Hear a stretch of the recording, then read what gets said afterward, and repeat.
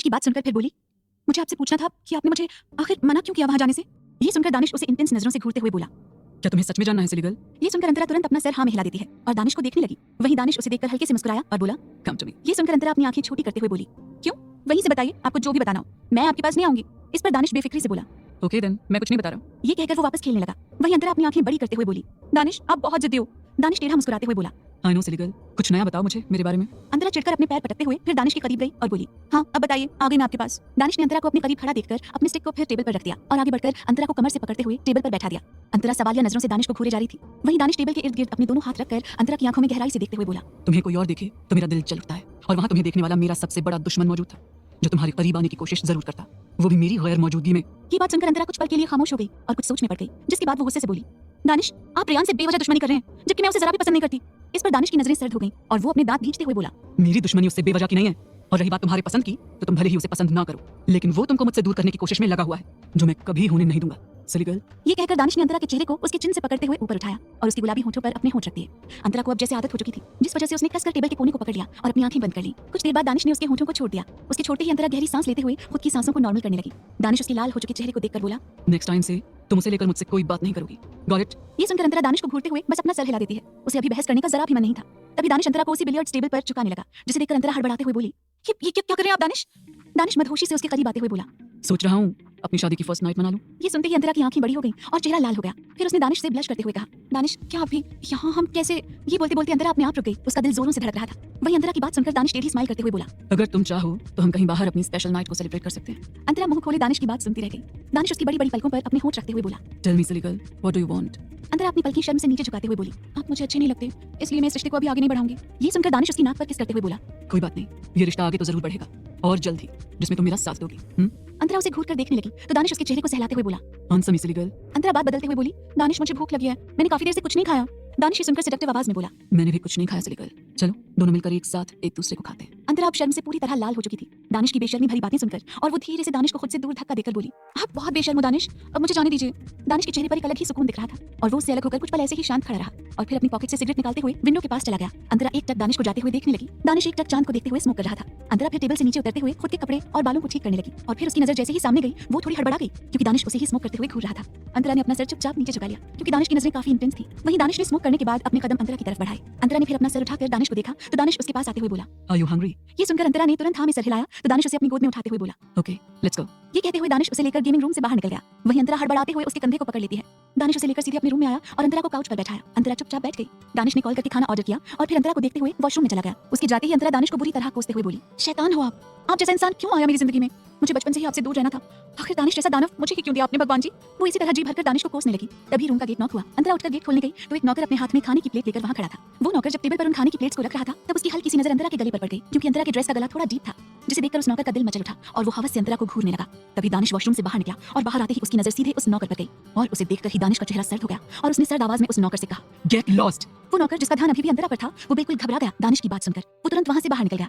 दानिश की मुट्ठी कसी हुई थी और वो तीखे लहजे में अंतरा को घूरने लगा और फिर वो अंतरा को ध्यान से देखते हुए बोला, तुम्हें ऐसे कपड़े किसने दिलाए? ये सुनकर अंतरा ना समझी में खुद के कपड़े देखते हुए बोली, क्या मतलब? दानिश सर्द आवाज में बोला, जाओ जाकर इसे चेंज करो, और आज के बाद तुम ऐसे डीप नेक क्लोथ्स नहीं पहनोगी, गॉट इट?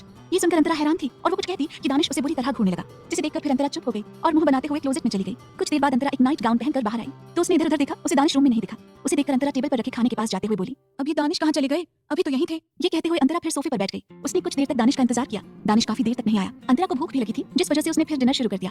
अंतरा अपने डिनर में बिजी हो गई। वहीं अब तक सभी भारद्वाज विला से लौट रहे थे। कुछ ही देर में सभी की कार पैलेस के बाहर आकर रुकी। सभी कार से बाहर निकलकर अंदर आए। बिपाशा जी घर में आते ही एक नजर थर्ड फ्लोर पर देखती है, जहाँ की डिम लाइट ऑन थी। ये देखकर वो मन में बोली, लगता है कि दानिश भी आ चुका है, कल अंतरा से उसकी तबीयत पूछ लूंगी। वो फिर सीधे अपने रूम में चली गई। वहीं बाकी सभी अपने अपने रूम में चले गए। कल शादी थी, जिस वजह से काफी तैयारियां करनी थी। हालांकि शादी भारद्वाज विला से होनी थी। वहीं रूम में अंतरा अपना खाना खत्म करने के बाद सीधे बेड पर आकर लेट गई और खुद को ब्लैंकेट से कवर करके आराम से अपनी आंखें बंद कर लेती है, क्योंकि खाना खाने के बाद उसे काफी नींद आती थी और कुछ ही देर में वो सो गई।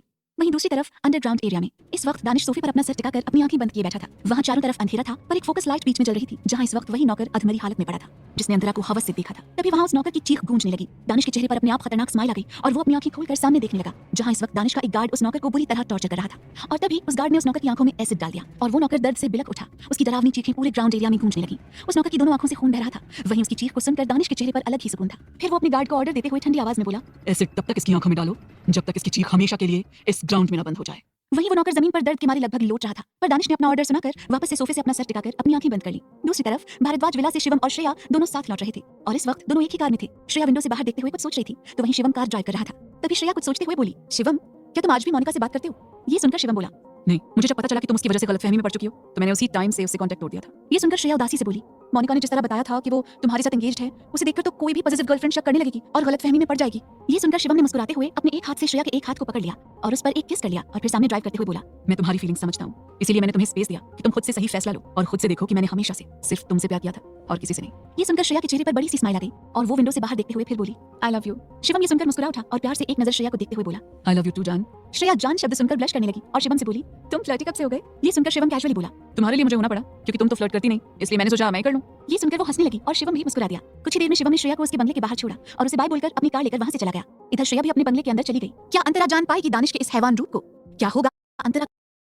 दानिश का रूम। अंतरा इस समय गहरी नींद में सो रही थी, तभी रूम का गेट खुला और दानिश रूम में एंटर हुआ। इस वक्त उसके चेहरे पर कोई इमोशन नहीं था और उसकी नजर सबसे पहले बेड पर सोई हुई अंतरा पर गई। दानिश अंतरा को एक्सप्रेशनलेस होकर देखते हुए अपनी शर्ट के बटन खोलने लगा और फिर अपनी शर्ट उतारकर वहीं सोफे पर फेंकते हुए सीधे अंतरा के करीब बेड पर आया और अंतरा के साइड में जाकर लेट गया और अंतरा के चेहरे को बिना रुकावट घूरने लगा। उसका एक हाथ अंतरा के चेहरे पर चला गया और उसके चेहरे को सहलाने लगा। अंतरा नींद में दानिश के टच को महसूस करके उसके सीने से लिपट गई। ये देखकर भी दानिश के एक्सप्रेशंस चेंज नहीं हुए, पर अब अंतरा उसके सीने से लगी थी, जिस वजह से दानिश के हाथ अब अंतरा के बालों पर चल रहे थे। दानिश उसे बाहों में भरे ग्लास डोर से बाहर काले आसमान के बीच चांद को देखने लगा। दानिश अंतरा के बालों को सहलाते हुए अलग ही सुकून में था, तो वहीं अंतरा भी सुकून से दानिश की बाहों में सो रही थी। कुछ देर बाद दानिश ने भी अपनी आंखें बंद कर ली। अगली सुबह आज ध्रुव और ध्रुवी की शादी का दिन था, जिस वजह से सुबह से ही पैलेस में काफी ज्यादा शोर शराबा मचा हुआ था। सारे नौकर किसी न किसी काम में लगे हुए थे, तो वहीं घर के बड़े भी कोई न कोई काम कर रहे थे। बिपाशा और देविका जी पंडित जी के साथ मंदिर में थी, जो इस समय पंडित जी से ही शादी को लेकर कुछ जरूरी बातें कर रही थी। घर का माहौल काफी खुशनुमा लग रहा था, जिससे पता चल रहा था कि आज घर में सच में किसी की शादी थी। वहीं बारात ओबेरॉय पैलेस से सीधा भारद्वाज विला की ओर जाने वाली थी। शादी वहीं से होने वाली थी। उधर दूसरी तरफ पैलेस के ग्राउंड एरिया में दानिश इस समय हॉर्स राइडिंग कर रहा था। फील्ड में ऋतिक खड़ा था जो फोन में कुछ कर रहा था। वहीं दानिश शर्टलेस होकर हॉर्स राइडिंग कर रहा था। उसकी बॉडी पर स्वेट था, जिससे पता चल रहा था कि दानिश काफी देर से हॉर्स राइडिंग कर रहा था। दानिश अभी सेकंड राउंड के लिए अपने घोड़े को टर्न करने ही वाला था कि ऋतिक जो फोन में कुछ देख रहा था वो उसे देखते हुए तुरंत दानिश को रोकते हुए बोला, दानिश रुको, एक ईमेल आया है। दानिश उसकी आवाज सुनकर बिना उसकी तरफ देखते हुए बोला, you check it and send me. ये कहकर दानिश वापस से अपने घोड़े को उसी मैदान में स्पीड के साथ दौड़ाने लगा। वहीं ऋतिक उसकी बात पर मुंह बनाते हुए बोला, ये दानिश भी ना कभी मेरी क्या किसी की भी पूरी बात नहीं सुनता, पर हाँ अंतरा की जरूर पूरी बात सुनता होगा, उसकी बातें कभी बीच में नहीं छोड़ता होगा। ये कहते हुए वो हंसने लगा और वापस से मेल को चेक करके दानिश को सेंड कर दिया और फिर वहां से जाते हुए बोला, मैं जा रहा हूँ, रात को मिलते हैं शादी में। दानिश अपने घोड़े की रफ्तार बढ़ाते हुए उसकी बात पर उसे बॉसी टोन में बोला, करेक्ट 10 बजे तो मुझे ऑफिस में दिख जाने चाहिए। उसकी बात सुनकर ऋतिक उसे घूरकर देखते हुए तेज आवाज में बोला, पर आज तो घर में शादी है ना, और कम से कम आज तो ऑफिस बंद कर सकते हो। दानिश भी उसी टोन में बोला, मैंने जो कहा है वो करो, एक्सक्यूजेस मत दो एंड नाउ गेट लॉस्ट। जिसे सुनकर ऋतिक उसे घूरते हुए वहां से चला गया। ऋतिक का घर ओबेरॉय पैलेस से कुछ ही दूरी पर ही था, क्योंकि ओबेरॉय और सिंह काफी अच्छे दोस्त थे। वहीं दानिश ने उसके जाने के बाद कुछ और राउंड लिया और उसके बाद उसने अपने घोड़े को सही जगह पर बांधकर सीधे पैलेस के अंदर अपने कदम बढ़ा दिए। उधर दानिश के रूम में अंतरा कल रात देर से सोने की वजह से अभी भी सो रही थी। इधर दानिश रूम के अंदर आया और अंतरा की तरफ बेड की ओर अपने कदम बढ़ाए और बिना भाव के अंतरा को घूरने लगा। उसके बाद दानिश अंतरा के ऊपर से ब्लैंकेट हटाते हुए बोला, गेट अप सिली गर्ल, तुम्हें इतना ज्यादा नहीं सोना चाहिए। अंतरा ब्लैंकेट हट जाने से अपने आप को खुद के हाथों से कवर करते हुए नींद भरी आवाज में बोली, प्लीज दानिश सोने दीजिए ना। ये सुनकर दानिश ने उसे घूरते हुए सीधा अपनी गोद में उठा लिया। अंतरा अचानक से ये होने पर हड़बड़ा गई और नींद भरी आंखों से दानिश को देखने लगी। उसका मुंह इस वक्त रोने जैसा बन गया था, पर दानिश उसे सीधे वॉशरूम के अंदर लेकर चला गया। कुछ ही देर में बाथरूम का डोर ओपन हुआ और अंदर से दानिश पहले बाहर और उसी के पीछे चिढ़ते हुए अंतरा निकली। अंतरा के चेहरे पर काफी ज्यादा ग्लो दिख रहा था, पर उसका चेहरा अभी भी लाल था। वहीं दानिश के चेहरे पर तिरछी स्माइल थी और वो उसे लेकर सीधे चेंजिंग रूम में गया। अंतरा बेहद चिढ़ी हुई थी दानिश के ऐसे शार दिलाने पर, जिस वजह से उसने कुछ नहीं कहा और क्लोजेट में चली गई। कुछ देर बाद दानिश डार्क ब्लू कलर के बिजनेस सूट में रेडी होकर बाहर आया और मिरर के सामने जाकर अपनी वॉच पहनने लगा। उसके बाद अंतरा भी चेंजिंग रूम से मैजेंटा कलर की साड़ी में रेडी होकर बाहर आई। वो इस समय अपनी साड़ी को ठीक करते हुए आ रही थी और वो सीधे मिरर के सामने जाकर खड़ी हो गई और अपनी साड़ी की प्लेट्स को ठीक करने लगी। वो दानिश को पूरी तरह से इग्नोर कर रही थी। दानिश अपनी वॉच पहनते हुए उसे मिरर में घूरकर देखते हुए बोला, are you ignoring me silly girl? Antara उसकी बात सुनकर ड्रॉर से अपने बैंगल्स को निकालते हुए उसे एक एक करके अपने हाथों में पहनते हुए बोली, हाँ। दानिश उसकी बात सुनकर उसे सख्त नजरों से देखते हुए उसकी कमर पर अपने हाथों की पकड़ बनाकर उसे जबरदस्ती अपनी तरफ करते हुए देखने लगा। अंतरा खुद को संभालते हुए दानिश को देखने लगी और उसके हाथ में जो चूड़ियां थी वो सीधे छन की आवाज से फ्लोर पर जा गिरी। अंतरा नीचे फ्लोर पर अपनी टूटी चूड़ियां देखते हुए दानिश से गुस्से में बोली, ये क्या किया आपने? मेरी चूड़ियां तोड़ डाली। दानिश अंतरा की बातें सुनते हुए उसकी कलाई को कसकर पकड़ते हुए बोला, तुम्हें उससे फर्क नहीं पड़ना चाहिए सिली गर्ल, तुम्हारा ज्यादा से ज्यादा ध्यान सिर्फ अपने पति पर होना चाहिए। अंतरा ये सुनकर गुस्से से बोली, नहीं मैं क्यों देखूं आपको? आपने जबरदस्ती मुझे बात दिलाया, मैं तो आपसे बात भी नहीं करना चाहती। ये सुनकर दानिश का चेहरा कठोर हो गया और उसकी पकड़ अंतरा की कलाई पर कस गई, जिससे अंतरा ने जो चूड़ी पहनी थी वो उसकी कलाई में ही टूट गई और अंतरा को हल्की सी वो चुभ गई, जिससे उसकी आह निकल गई और वो दानिश को खुद से दूर करते हुए अपनी कलाई को देखने लगी। उसकी कलाई लाल पड़ चुकी थी। अंतरा अपनी कलाई को छुड़ाते हुए गुस्से से बोली, दानिश आप दुनिया के इकलौते बुरे इंसान हो, समझे आप? ये सुनकर दानिश ने एक नजर उसकी कलाई को घूरा और फिर बोला, ये सब तुम्हें पहले सोचना चाहिए था कि तुम्हें दर्द होगा अगर तुम मुझे ऐसे इग्नोर करोगी तो। ये कहते हुए दानिश खुद के गुस्से को काबू करते हुए आगे बोला, मुझसे तुम्हारी इग्नोरेंस टॉलरेट नहीं होती, इसलिए तुम आगे से ये गलती मत करना, क्योंकि मैं बिल्कुल अच्छा इंसान नहीं हूँ और बात जब तुम पर आती है तो मैं बिल्कुल पागल सा हो जाता हूँ। Got it? अंतरा गुस्से और चिढ़ के साथ दानिश को घूर रही थी और फिर वो गुस्से से सिर्फ अपना सर हिला देती है, क्योंकि वो चाहकर भी दानिश से नहीं जीत सकती थी। आखिर में उसे ही मानना पड़ता था। दानिश उसे कुछ देर तक ऐसे ही बिना कुछ कहे घूरता रहा और फिर उसके बाद वो उसे छोड़ते हुए सीधे ड्रॉर के पास आया। अंतरा अपनी कलाई को सहलाते हुए दानिश को ना समझी में घूर रही थी। तभी दानिश ड्रॉर से फर्स्ट एड बॉक्स लेकर अंतरा के पास आया ये देखकर अंतरा को समझ आया और उसका मुंह बन गया। दानिश ने उसे इमोशनलेस होकर देखते हुए उसकी कलाई को पकड़ा और उसे सीधे सोफे पर ले जाकर वहीं बैठा दिया। अंतरा उसे बस देख रही थी। दानिश ने उसके साइड में बैठकर फर्स्ट एड बॉक्स से दवाई निकाली और उसे अंतरा की कलाई पर लगाने लगा। ये करने से अंतरा की हल्की हल्की सिसक निकल रही थी, तो उसने अपने होंठ भींच लिए और धीरे से बोली, रहने दीजिए, मैं कर लूंगी। दानिश के हाथ काफी रफ थे, जिस वजह से अंतरा को और भी दर्द हो रहा था। वहीं दानिश उसकी बात सुनकर फिर हल्के हाथों से दवाई लगाते हुए बोला, I am doing silly girl. Antara उसकी बात सुनकर चुप हो गई। अब उसे अच्छा लग रहा था। दवाई लग जाने के बाद दानिश उसे भावहीन होकर घूरने लगा। वहीं अंतरा खुद की कलाई देख रही थी और उसे दानिश की नजरें भी खुद पर महसूस हो रही थी, पर उसने ज्यादा कुछ नहीं कहा और टॉन्ट मारते हुए बोली, शुक्रिया दर्द देने के लिए और बाद में उसी दर्द पर मरहम लगाने के लिए। ये सुनकर दानिश की भौहें तन गई और वो अंतरा को घूरने लगा। तभी अंतरा सोफे से उठने लगी, जिसे देखकर दानिश बोला, शाम को मेरे साथ चलना है तुम्हें, अकेले वहां जाने की सोचना भी मत।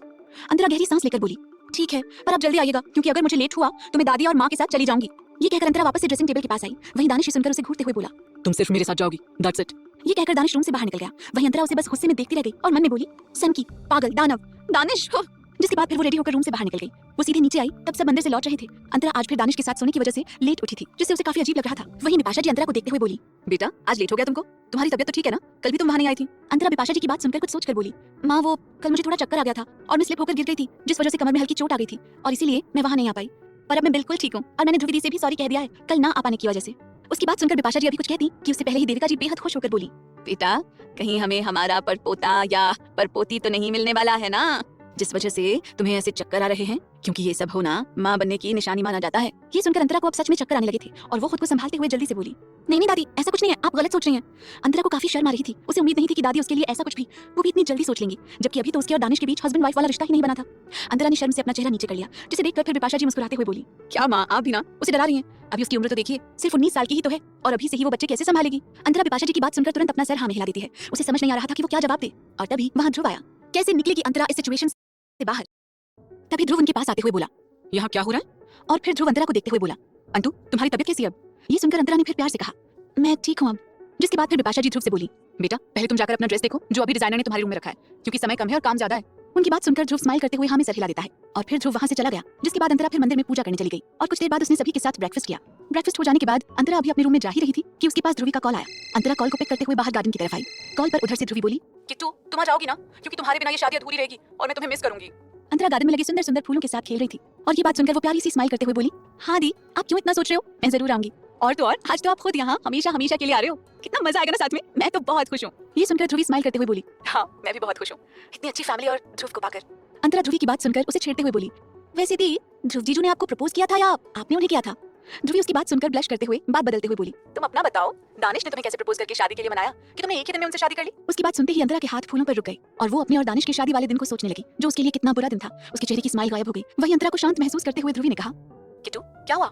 हेलो किट्टू तुम सुन रही हो मुझे? अंतरा अपने सेंस में आते हुए धीरे से बोली, दी मैं आपसे बाद में बात करती हूँ, दादी कुछ काम से बुला रही हैं। और अंतरा ने कॉल कट कर दिया। उधर ध्रुवी के पास कॉल कट होते ही सुधा अपने हाथों में ध्रुवी की शादी का लहंगा लेकर आई, जिसे ध्रुवी आज पहनने वाली थी। वही अंतरा कॉल कट करने के बाद वहीं गार्डन में लगे सोफे पर जाकर बैठ गई। उसे दादी ने नहीं बुलाया था, बल्कि उसका मन थोड़ा उदास हो गया था, इसलिए उसने झूठ बोलकर कॉल कट करवाया था। अंतरा दानिश को सोचने लगी, उसने उसके साथ जबरदस्ती शादी की थी। ये सोचकर ही अंतरा उसे कोसते हुए बोली, वो भला मुझे प्रपोज क्यों करेंगे? ऐसा तो सिर्फ मेरे सपने में ही हो सकता है, क्योंकि बुरे इंसान प्यार तो भूल कर नहीं कर सकते, तो फिर प्रपोज कैसे करेंगे? तभी अंतरा खुद से सवाल करते हुए बोली, लेकिन दानिश ने मुझसे शादी क्यों की जब इन्हें कोई मुझसे प्यार ही नहीं था? फिर अंतरा गहरी सांस लेकर बोली, एक दिन तो जरूर ही दानिश से ये बात पूछूंगी कि आखिर बिना प्यार के इन्होंने मुझसे शादी क्यों की। और फिर उठकर वो अंदर चली गई। अंतरा अंदर आने के बाद बिपाशा और देविका जी की कुछ हेल्प करवाने लगी। इसी तरह धीरे धीरे दोपहर हो गई और फिर सभी ने अपना अपना लंच किया। बाहर बारात जाने की सारी तैयारियां हो चुकी थी और अंदर भी सब अपने काम में लगे थे। अंतरा लंच के बाद अपने रूम में गई तो वहाँ आज भी लॉक लगा हुआ था, जिसे देखकर अंतरा गुस्से से दानिश को कोसते हुए बोली, दानव दानिश, मैं आपका तो एक दिन में मर्डर कर दूंगी। ये कहते हुए अंतरा फिर ना चाहते हुए भी दानिश के रूम की तरफ बढ़ गई। दानिश का रूम ओपन था। अंतरा रूम में जाकर सीधे पहले वॉशरूम में गई और फिर कुछ देर बाद बाहर आई और स्टडी टेबल पर गई और स्टडी करने लगी, क्योंकि उसे दादी ने अपने एग्जाम्स की तैयारी के लिए पूरा टाइम दे रखा था। अभी अंतरा स्टडी कर ही रही थी कि उसकी नजर दानिश की शर्टलेस फोटो पर गई, जो वॉल पर लगी थी, और दानिश का इमोशनलेस चेहरा देखकर चिढ़ते हुए वो बोली, कहीं तो अपने दांत दिखाकर हंस दिया करिए मिस्टर दानिश ओबरॉय। ये कहते हुए फिर अंतरा दानिश की पूरी बॉडी को घूरने लगी, जिसमें उसकी नजर सबसे ज्यादा दानिश के एब्स पर जा रही थी। अंतरा का चेहरा थोड़ा सा गुलाबी हो चुका था और वो अपने आप को कंट्रोल करते हुए वापस से अपनी स्टडी करने लगी। इसी तरह धीरे धीरे शाम हो गई और बाहर ढोल नगाड़े बजने लगे, जिसकी आवाज सुनकर अंतरा ने अपने पेन को फिर नीचे रखा और अंगड़ाई लेने लगी। उसने ऑलमोस्ट काफी अच्छे से पढ़ाई कर ली थी और तभी रूम का गेट ओपन हुआ और दानिश रूम के अंदर एंटर हुआ। उसके चेहरे पर इस समय कोई भाव नहीं था। उसने एक नजर अंतरा को देखा, जो कि अब अपनी चेयर से उठकर वॉशरूम जा रही थी, पर तभी उसे महसूस हुआ कि दानिश उसे ही घूर रहा था, जिस वजह से अंतरा रुक गई और मुड़ते हुए दानिश को देखा, जो इस वक्त अपने कोट को उतारकर अपनी शर्ट की बटन खोलते हुए उसके करीब बढ़ रहा था। अंतरा ये देखकर दीवार से सटने लगी। वहीं दानिश ने अपनी शर्ट भी उतारकर सोफे पर फेंक दिया और अंतरा के करीब जाकर खड़ा हो गया। अंतरा दानिश के एब्स को देखते हुए शर्म से लाल होने लगी और वो अपनी नजरें इधर उधर घुमाने लगी, जिसे देखकर दानिश उसके बालों को समेटते हुए धीरे से बोला, अभी तक तुम मेरे फोटो को इतने बारीकी से देख रही थी, फिर अब जब मैं तुम्हारे सामने हूँ तो फिर तुम अपनी नजरें क्यों चुरा रही हो सिली गर्ल? ये सुनकर अंतरा की आंखें हैरानी से बड़ी हो गई और वो बोली, पर आपको कैसे पता चली बात? दानिश टेढ़ा हंसकर बोला, I know everything about you. ये सुनकर अंतरा ने मुंह फुला लिया और बोली, आप कोई भगवान नहीं हो जिसे सब पता होगा। इस पर दानिश उसके कान में बोला। पर मैं तुम्हारा भगवान ही हूँ, यू नो, पति परमेश्वर। ये सुनकर अंतरा के कान गर्म हो गए और वो घूरकर दानिश को देखते हुए बोली, आप परमेश्वर नहीं, दानव हो दानव। दानिश अपनी आंखें छोटी करते हुए बोला। तुम ये सब बोलना सीखती कहाँ से हो? अंतरा ये सुनकर अपने दांत दिखाते हुए बोली, मुझे तो ये सब बचपन से आता है, मैं गालियां देना भी जानती हूँ दानिश। अंतरा काफी प्राउडली ये बात बता रही थी, जिसे सुनकर दानिश अपनी आईब्रो ऊपर करके बोला। तो तुम्हें गालियाँ भी आती हैं? अंतरा ने तुरंत खुशी से अपना सर जोर जोर से हाँ में हिलाया, जिसे देखकर दानिश अपना सर हिलाते हुए बोला, जो गालियाँ तुम्हें आती हैं उसे कभी जुबान पर मत लाना, वरना तुम जानती हो मैं क्या करूंगा तुम्हारे साथ। ये सुनकर अंतरा का मुंह फूल गया और वो बोली, मुझे गालियां आती भले ही हैं, पर मैंने कभी दी नहीं, क्योंकि बाबा कहते हैं कि गालियां देना बुरी बात होती है। ये सुनकर दानिश उसकी गालों को खींचते हुए बोला। Good girl. अंतरा को अपने सॉफ्ट से गालों पर दर्द हुआ और उसे सहलाते हुए वो बोली, दानिश ऐसे गाल मत खींचा करिए, मुझे दर्द होता है। ये सुनकर दानिश हल्के से मुस्कुराते हुए उसके गालों को सहला कर बोला। But I like your puffy cheeks silly girl. Antara उसे पाउच बनाकर घूरने लगी और फिर वॉशरूम जाते हुए बोली, मुझे रेडी होना है, बारात का टाइम हो रहा है। ये सुनकर दानिश उसकी कमर को पकड़कर उसे अपने करीब करते हुए धीरे से बोला। तुमने अभी मेरी कल वाली बात का जवाब नहीं दिया। अंतरा कल रात वाली बात याद करने लगी और काफी देर तक सोचने के बाद उसे एकदम से याद आया और उसका चेहरा वापस लाल हो गया और वो अपना सर नीचे करते हुए धीरे से बोली, दानिश हमें लेट हो रहा है, प्लीज मुझे रेडी होने दीजिए, क्योंकि दादी और माँ ने बोला कि मुझे जल्दी नीचे आना है। दानिश अंतरा के चिन्ह को अपनी एक उंगली से ऊपर करते हुए उसके चेहरे को ध्यान से देखकर बोला। I want you silly girl.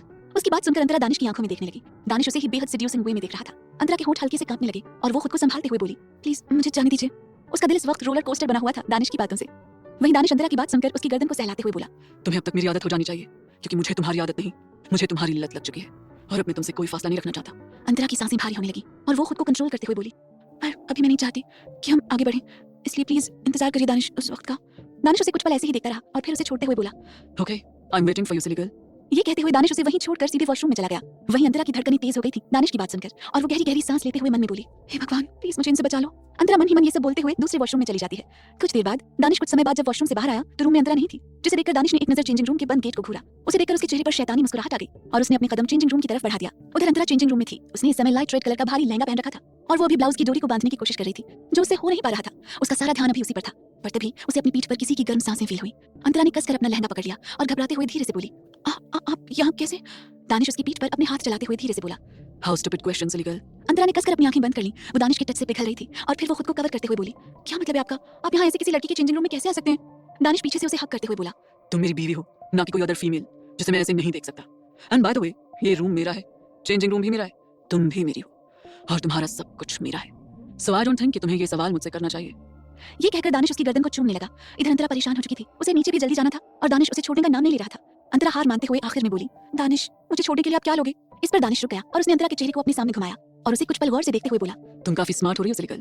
अंतरा मुंह बनाते हुए उसे घूरने लगी। फिर दानिश उसके चेहरे को अपने दोनों हाथों में भरते हुए बोला, तुम्हें मुझे उस रेयान के सामने आज किस करना होगा, क्योंकि तुम मुझे सिर्फ यही दे सकती हो। अंतरा दानिश की कंडीशन सुनकर हैरान रह गई और उसे गुस्से में घूरकर देखने लगी। दानिश सीरियस था और फिर अंतरा ने कुछ मन ही मन सोचा और फिर स्माइल करते हुए बोली, अच्छा ठीक है, मैं करूंगी आपको किस उस रेयान के सामने, पर अब मुझे छोड़ दीजिए। दानिश ने अंतरा की बात सुनकर टेढ़ी स्माइल की और उसके चेहरे को सहलाते हुए दूसरे वार्डरोब में चला गया। वहीं अंतरा उसके जाते ही जल्दी जल्दी रेडी होने लगी। कुछ समय बाद अंतरा रेडी होकर मिरर के सामने खड़ी थी और उसी के जस्ट पीछे दानिश ब्लैक कलर के कुर्ते की स्लीव को फोल्ड करते हुए खड़ा था और अंतरा को ऊपर से नीचे कठोर नजरों से देख रहा था। अंतरा ने लाइट रेड कलर का भारी लहंगा पहन रखा था, जिसमें वो काफी ज्यादा सुंदर लग रही थी। उसके लहंगे के डिजाइन को डायमंड से वर्क करके बनाया गया था। अंतरा ने अपना मेकअप खुद से किया था। उसके बालों का बन बना हुआ था, जिस वजह से अंतरा की बैकलेस खुली पीठ पूरी दिख रही थी, जिसे देखकर ही दानिश का चेहरा कठोर हो गया था और वो अंतरा से सख्त लहजे में बोला, तुम्हारे पास कोई और कपड़े नहीं है क्या? अब क्या हो गया दानिश को? क्या वो नहीं जाने देगा अंतरा को शादी में? जानने के लिए सुनते रहिए वजह तुम हो, सिर्फ पॉकेट एफएम पर। दानिश की बात सुनकर अंतरा अपने बालों को थोड़ा रोल करते हुए ना समझी में बोली, नहीं ये लहंगा माँ ने मुझे दिया है और मुझे ये काफी पसंद भी है, पर आप क्यों इस तरह कह रहे हैं? क्या मैं इसमें ठीक नहीं लग रही?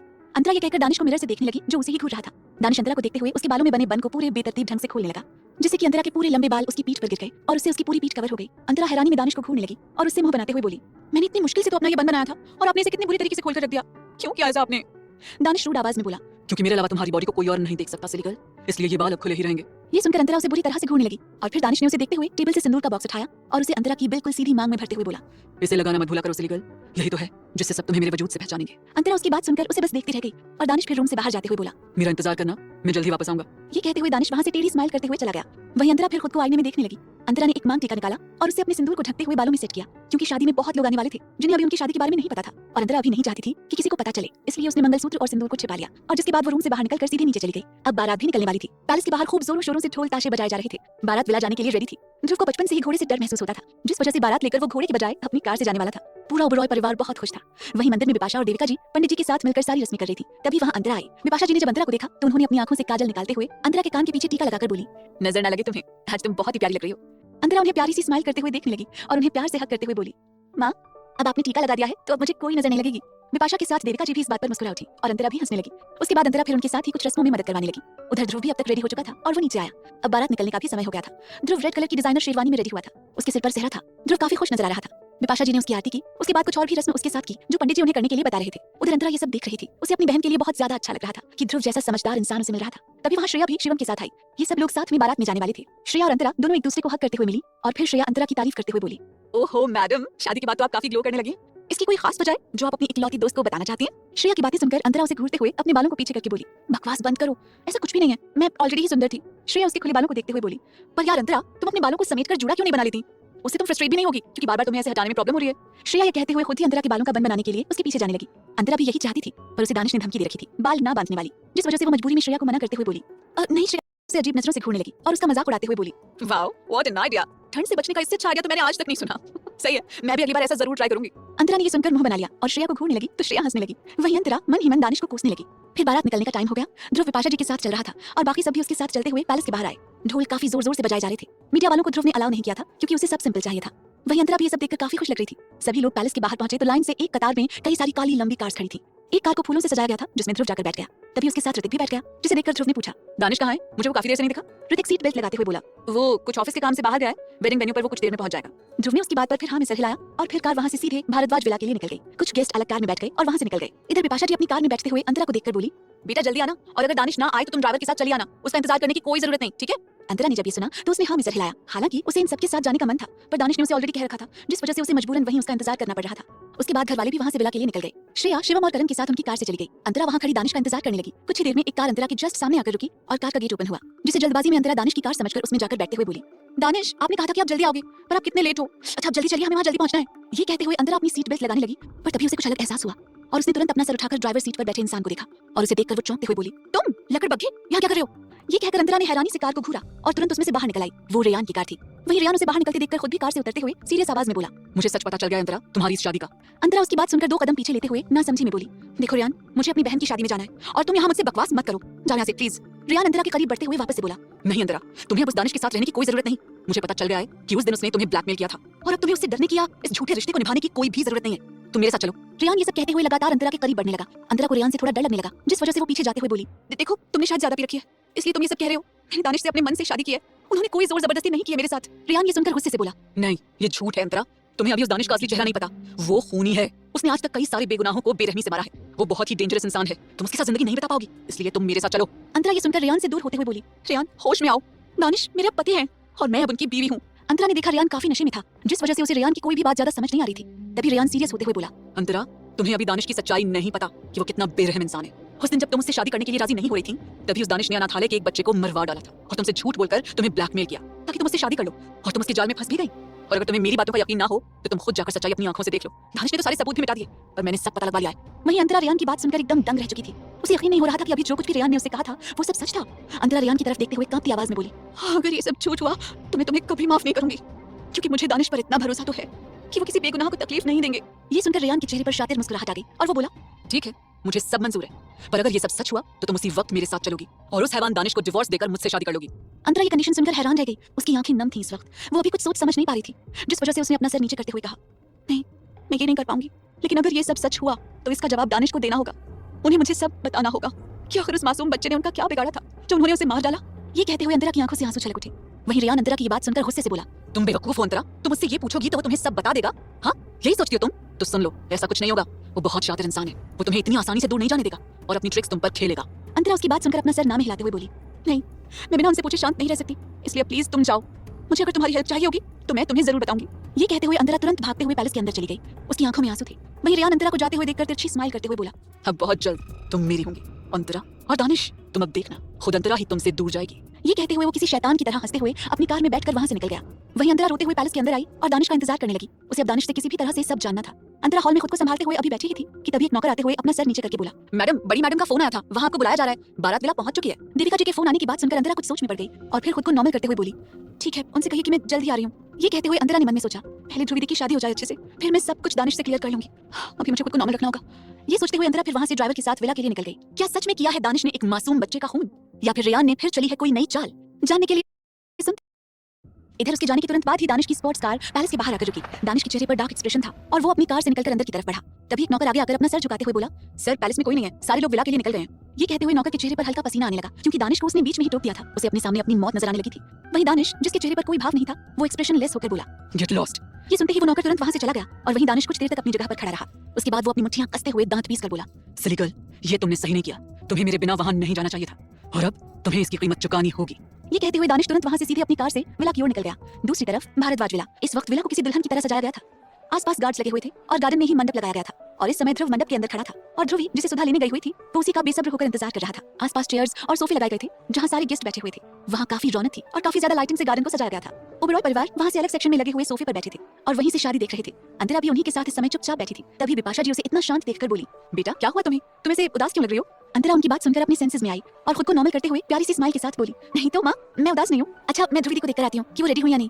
ये कहकर अंतरा वहां से उठकर अंदर की ओर बढ़ गई। बिपाशा जी फिर ज्यादा ध्यान नहीं देती है और मंडप में पंडित जी के पास चली गई। वहीं करण सौम्या पर पूरी तरह अब फिदा हो चुका था और वो उसे अब अपनी गर्लफ्रेंड बनाने की प्लानिंग कर रहा था, जिसमें श्रेया और शिवम उसका साथ दे रहे थे। सौम्या शादी में आई थी और वो इस समय अपने दोस्तों के साथ बैठी ड्रिंक करते हुए बातें कर रही थी। शिवम और श्रेया करण को कुछ समझाते हैं और उसे सौम्या के पास जाने को बोलते हैं। करण हिम्मत करते हुए सौम्या की ओर जाने लगा। वहीं शिवम और श्रेया एक दूसरे को देखकर मुस्कुरा दिए। वहीं दूसरी तरफ अंतरा जब अंदर ध्रुवी के रूम की तरफ जा रही थी तो रास्ते में ही सुधा ने उसे रोक लिया और बोली, ए लड़की रुको, कहाँ मुंह उठाए चली जा रही हो? अंतरा उनकी बात सुनकर रुक गई और उनकी तरफ देखते हुए बोली, वो ध्रुवी दी को लेने जा रही थी, बाहर उन्हें पंडित जी बुला रहे हैं। सुधा उसे ऊपर से नीचे तक गुस्से में घूर रही थी। उसे अंतरा का इतना रईसी पहनावा देखकर अंदर ही अंदर काफी चिढ़ और जलन हो रही थी और वो अंतरा से जहरीले अंदाज में बोली, वैसे तुम नाटक बढ़िया कर लेती हो अच्छा बनने का। पहले तो हमारी इज्जत मिट्टी में मिलवा दी और इतने सालों तक ना जाने और कितने अमीरों को तुमने फंसाया और जब तुम्हें सबसे ज्यादा अमीर खानदान दिखा तो तुमने सीधे उससे शादी कर ली। इतनी गिरी हुई कैसे हो सकती हो तुम? अंतरा जो ऑलरेडी दानिश से काफी नाराज थी और साथ में गुस्सा भी थी, वो सुधा की ऐसी बातें सुनकर अपने आप को और कंट्रोल नहीं कर पाती है और सीधे तौर पर बोली, एक मिनट आंटी, आपको मुझे ऐसे कहने का कोई हक नहीं है क्योंकि मुझे जहाँ तक याद है बचपन में आपने हमेशा मुझसे सौतेलों जैसा बिहेव किया पर मैंने आपको कभी इसलिए कुछ नहीं कहा क्योंकि मैं ध्रुवी दी की रिस्पेक्ट करती हूँ। पर आज आपने बहुत ही घटिया बात कहकर ये जता दिया कि आपने भी अपने समय में मेरे पापा की अमीरी देखकर ही उन्हें अपने जाल में फंसाया था। अंतरा अभी ये सब बोल ही रही थी कि एक तेज थप्पड़ की आवाज उस कॉरिडोर में गूंज पड़ी और अंतरा का चेहरा दूसरी तरफ झुक गया। सुधा ने एक जोरदार थप्पड़ सीधे अंतरा के गाल पर जड़ दिया था और वो इस वक्त गुस्से से उसे देख रही थी। वहीं अंतरा का चेहरा तुरंत लाल पड़ गया और उस पर सुधा की उंगलियों के निशान छप गए। अंतरा ने अपने गाल पर हाथ रख लिया और इसी के साथ उसकी आंखों से आंसू गिरने लगे। सुधा अभी भी गुस्से से अंतरा को देख रही थी जैसे कि वो तुरंत अंतरा को जान से ही मार डालेगी। वहीं अंतरा सिसकते हुए उन्हें देखकर बोली, याद है मुझे, इसी तरह आपने मुझे बचपन में मारा था और मैं उस दिन घर से चली गई थी पर मुझे ये नहीं पता था कि उस दिन के बाद से मैं हमेशा के लिए अपने घर से दूर हो जाऊंगी और दोबारा कभी उस घर में नहीं आ पाऊंगी। ये तब की बात थी जब बचपन में सुधा ने इसी तरह उसे मारा था और अंतरा रोते हुए घर से भागकर पास के मंदिर में चली गई थी और उसी दिन के बाद से अंतरा वापस कभी घर नहीं लौटी थी। इसके आगे का अंतरा को कुछ याद नहीं था। वहीं अंतरा की आंखों से आंसू गिरे जा रहे थे। उधर सुधा ये सुनकर गुस्से से बोली, अपनी जुबान बंद कर लड़की, तुझे पता नहीं मैं क्या चीज हूँ। तुझे अपने अमीर पति की वजह से ऐसे जुबान चला रही है ना, ये बहुत जल्द बंद होगी और तेरी सारी अकड़ निकलेगी जिसमें तेरा पति भी कुछ नहीं कर पाएगा, समझी? ये सुनकर अंतरा दर्द में मुस्कुराते हुए बोली, मेरे पति क्या कर सकते हैं और क्या नहीं, वो मुझे आपको बताने की जरूरत नहीं है। और ये जो आपने मुझे थप्पड़ मारा है ये बिना वजह मारा है जिसे मैं बिल्कुल बर्दाश्त नहीं करूंगी। बचपन में आपका टॉर्चर सहती थी पर अब नहीं और इसके लिए मैं आपको कभी माफ नहीं करूंगी। वहीं सुधा को अंतरा पहली वाली अंतरा नहीं लग रही थी। ये अंतरा बिल्कुल उनकी सोच से अलग थी जिस वजह से वो भी शांति रहना चाहती थी और वो अपने आप को कंट्रोल करते हुए कुछ कहने को हुई कि तभी अंतरा खुद उनसे मुंह फेरते हुए वहां से सीधे वॉशरूम की ओर चली गई। वहीं सुधा को अंतरा से कोई मतलब नहीं था। वो खुद को बहुत पावरफुल समझती थी जिस वजह से वो अपने घमंड में वहां से सीधे ध्रुवी के रूम में चली गई। वहीं अंतरा वॉशरूम में जाकर मिरर के सामने खड़ी हो गई और जो उसने अभी खुद को संभाल रखा था वो अब तेज तेज रोने लगी। उसे जितना दर्द उस थप्पड़ से नहीं हो रहा था उससे ज्यादा तो उसे सुधा की कड़वी बातों से तकलीफ हो रही थी। अंतरा के चेहरे पर थप्पड़ के निशान थे। वो किसी छोटे बच्चे की तरह तेज तेज रोई जा रही थी। वो भी रो ही रही थी कि तभी एक तेज आवाज से वॉशरूम का डोर खुला। अंतरा को कुछ होश नहीं था अभी पर तभी किसी ने उसे सीधे अपनी बाहों में भर लिया। अंतरा सीधे उस इंसान के सीने से लिपट गई और सिसकने लगी। वो इंसान जो कोई और नहीं दानिश था। उसका चेहरा बेहद कठोर हो चुका था अंतरा को ऐसे रोते देखकर और वो अंतरा को कसकर अपनी बाहों में लिए उसके सर को सहलाते हुए सर्द आवाज में बोला, What happened to you? Why are you crying, silly girl? अंतरा ने कुछ जवाब नहीं दिया। वो अभी बस रोकर खुद को शांत कर रही थी। वहीं अंतरा को कुछ ना कहता देखकर दानिश उसके चेहरे को अपने दोनों हाथों में भरते हुए गुस्से से बोला, मैंने कुछ पूछा है तुमसे? तुम क्यों ऐसे रो रही हो? ये कहते कहते दानिश रुक गया और उसकी नजर अंतरा के गालों पर पड़े थप्पड़ के निशान पर गई जिसे देखकर ही दानिश की आंखें बिल्कुल बर्फ की जैसी सर्द हो गईं और वो अपने दांत पीसते हुए बोला, Stop, silly girl. तुम्हें अब रोने की कोई जरूरत नहीं है। ये कहकर दानिश ने अंतरा के फोरहेड पर अपने होंठ रखते हुए उसे किस किया और कुछ देर ऐसे ही उसे अपनी बाहों में लिए खड़ा रहा। अंतरा को दानिश के पास होने से काफी सुकून मिल रहा था जिस वजह से वो अब सुबकते हुए धीरे धीरे चुप होने लगी थी। दानिश उसके सर को सहलाते हुए नर्म आवाज में बोला, Don't cry, my girl. I'm here with you. अंतरा दानिश की बात सुनकर खुद ब खुद उसके सीने से कस कर लग गई। उसे हमेशा सिर्फ दानिश के पास ही सेफ फीलिंग आती थी जिस वजह से वो चाहकर भी दानिश से दूर नहीं हो पाती थी। दानिश उसकी पीठ को रब करते हुए कुछ सोच रहा था और कुछ सोचते हुए उसने अपने पॉकेट से फोन निकाला और उसमें कुछ मैसेज टाइप करके किसी के पास सेंड कर दिया जिसके कुछ ही मिनट बाद उसके फोन में एक नोटिफिकेशन आया जिसे देखकर दानिश के चेहरे के भाव कठोर हो गए और उसने एक नजर अंतरा को घूरा जो पहले से अब शांत लग रही थी जिसे देखकर फिर दानिश उसके हाथ को पकड़कर बोला, Let's go. ये कहकर दानिश उसे वॉशरूम से बाहर ले गया। अंतरा बस उसके साथ चलते हुए उसे देख रही थी। उसे कुछ समझ नहीं आ रहा था कि दानिश उसे कहाँ ले जा रहा था। वहीं दानिश एक्सप्रेशनलेस था। तभी अंतरा ने देखा कि वो बाहर गार्डन की तरफ जाने के बजाय अंदर हॉल की तरफ जा रहे थे। अंतरा को कुछ समझ नहीं आया और वो जैसे ही दानिश से कुछ कहने को हुई कि तभी दानिश बिना उसे देखे अपनी सर्द आवाज में बोला, डोंट आस्क एनीथिंग, जो होगा आगे वो बस तुम देखना। वहीं अंतरा ये सुनकर चुप हो गई और सिर्फ दानिश के एक्शंस को देखने लगी। दानिश उसे लेकर हॉल में आया और उसे सोफे पर बैठाते हुए टेबल पर रखे पानी का ग्लास उसे देकर बोला। पियो इसे। अंतरा ने चुपचाप पानी एक ही सांस में पी लिया, जिसके बाद दानिश वहीं उसी के करीब सोफे पर किसी राजा के जैसे पैर पर पैर रखकर बैठ गया और एकटक सामने देखने लगा। अंतरा को अभी भी कुछ समझ नहीं आ रहा था और वो भी सामने देखने लगी। तभी उसकी आंखें हैरानी से बड़ी हो गई और वो सामने आ रही सुधा को देखकर बोली, आंटी।